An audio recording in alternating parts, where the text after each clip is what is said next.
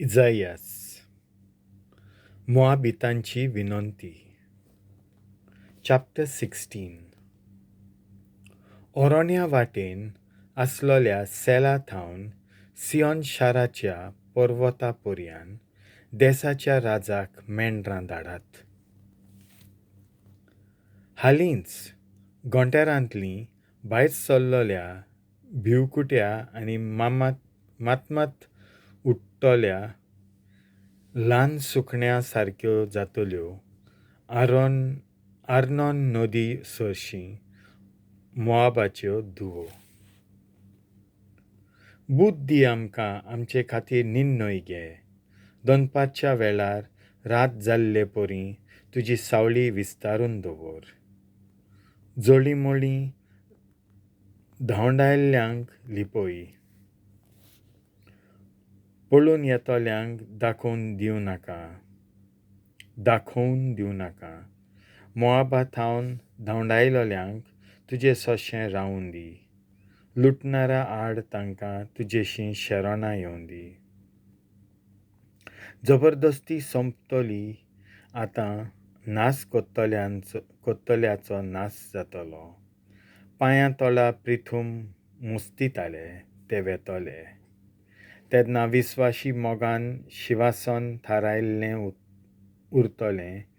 ताचे दाविदाच्या तोंबू भितर विस्वाशीपणान बसतलो एकलो मनसुबीदार.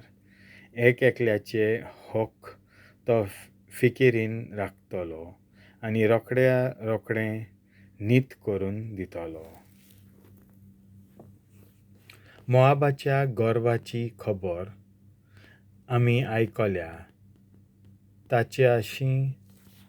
ताचे नासलोल्या गर्वाची ताची मिजास, ताचें गर्व, ताची उर्मोटताय ह्या सगताची खबर आमच्या कानार पडल्या. पूण पलकी ताची बोडाय. मोआबाचे विलाप. ह्या पासत मोआबकार लोक मोआबा खातीर विलाप कोत्ता. सगळीं बरोबर तीं विलापतात. कीर हारेस्तांतल्या किसमिसांच्या वड्यांचो उगडास काडून सारकींच खोंती भरीत जावन तीं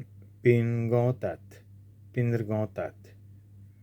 कारण हेशबोनाचे मोळे लासून सुकून गेले. तशेंच सिबमासाची दाखवेळ तिचे उत्तम दाकांचे घोंस राष्ट्रांच्या अधिपतींनी नास करून उडयले. मागां तीं जाजेरा पर्यान पावताली. ओरोण्यांत लेगून रिगलोली. तिचे फांटे दर्या पेल्यान विस्तारलोले. देखून सिबमासाचे दाखवेली पासत जशें जाजेर रोडटा तशें हांवूय रोडटां. हेशबोन आनी एलियालेस म्हज्या दुखांनी हांव तुमकां शिंपतां. कारण तुज्या फळां विशीं आनी तुज्या दाखांचे पिकावळीच्या समयार कानार पडटालो तो गितांचो आवाज सोंपलो.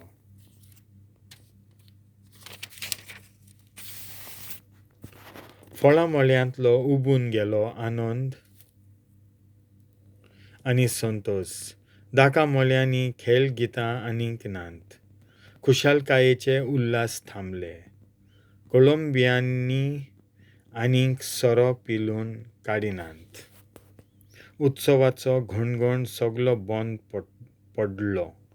ह्या पासत मोआबा खातीर सगळें आंग म्हजें किन्नोरये वरी खोंतीन कळवळटा.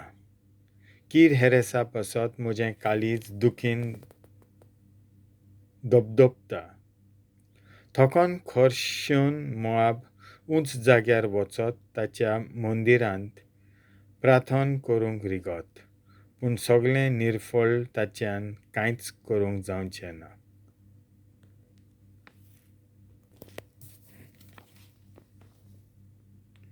देवाचें उतर हें.